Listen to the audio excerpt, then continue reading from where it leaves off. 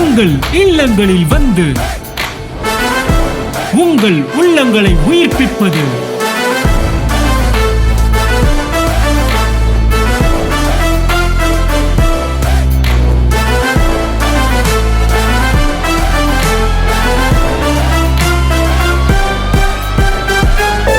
உங்கள் channel DJ. கிறிஸ்தவர்களை பார்த்து ஆறுதல் படுத்துற மாதிரி தான் புறஜாதி இருக்கிறான், பொறாமப்படுற மாதிரி இல்லை. ஆனால் வாக்குத்தத்தம் என்ன சொல்லுது? உன் சத்துருக்கள் உன் மேல பொறாமை கொள்வார்.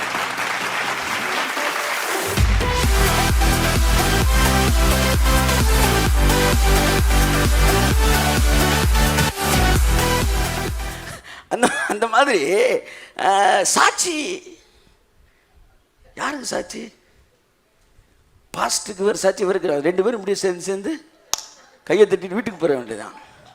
புறஜாதி சொல்கிறான், ஏசு நல்லவன், உட்காருங்க, முதல்வருக்கு ஒரு டீ வாங்கி கொடுன்றான். ஏன் பார்த்தா என் வீட்டில் செத்து போயிடக்கூடாது, அவருக்கு தண்ணியை தெளித்து டீ வாங்கி கொடு, டீயை குடிச்சிட்டு நான் பேசுகிற போது நான் தைரியமாக நான் இந்த மாதிரிலாம் பேசுகிறேன்னா, நான் பேசும்போது என்னத்தான் என் வாழ்க்கையை நினச்சிதான் பேசிக்கிட்டு இருக்கேன். ஆமாம், நான் வேற யாரை பார்த்து சிரிக்க முடியும். என்ன நினச்சி ஆண்ட்ரூ மார்க் சொன்ன மாதிரி என்னுடைய பிரசங்கங்களுக்கு எதிராக என்ன பிரசங்கம் பண்ணி கொண்டு இருக்கிறேன். நான் போய் அவ்வளோ என்னை பற்றி ஒன்றுமே கேட்க வேணாம் சார், நீங்கள் சாட்சி சொல்ல விரும்பினால் சாட்சி சொல்லலாம் மாதிரி ஊழியர்கிட்ட கேளுங்க. கிறிஸ்தவர்களை பார்த்து ஆறுதல் படுத்துகிற மாதிரி தான் புறஜாதி இருக்கிறான், பொறாமப்படுற மாதிரி இல்லை. ஆனால் வாக்குத்தத்தம் என்ன சொல்லுது? உன் சத்துருக்கள் உன் மேல பொறாமை கொள்வார்.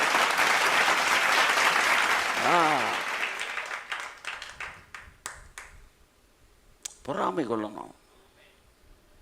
அதான் பெலிஸ்தியர்கள் ஈசாக்கின் மீது பொறாமை கொண்டு அவருடைய ஊற்றை தூற்று போட்டார்கள்.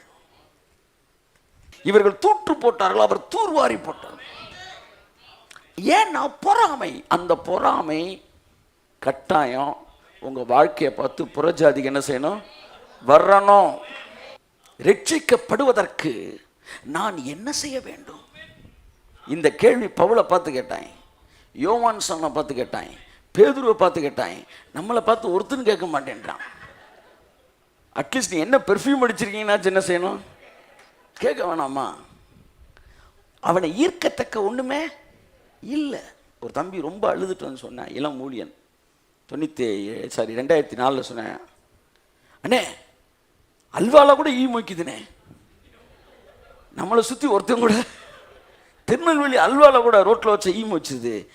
அது எவ்வளோ பெரிய வார்த்தை, என்னை பல வருஷம் யோசிக்க வச்சுச்சு. அந்த அல்வாக்கு இருக்கிற ஒரு ஈர்ப்புத்தன்மை கூட எனக்கு இல்லையா?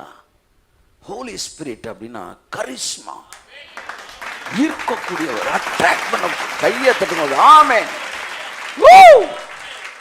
அந்த கரிஸ்மா தாவீது மீது இருந்தபோது சவுல் எதிரியா, ஆனா சவுல் வீட்டுக்குள்ளே நிறைய பேர் தாவீதுக்கு ஃபேனா இருந்தாங்களாம்.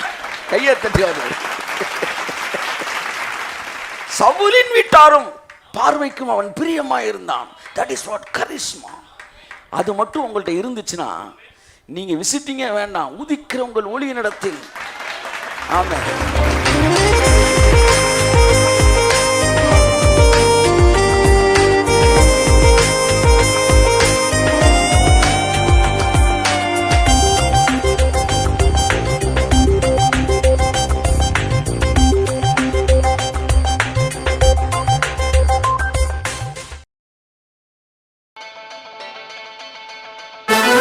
உங்கள் இல்லங்களில் வந்து உங்கள் உள்ளங்களை உயிர்ப்பிப்பது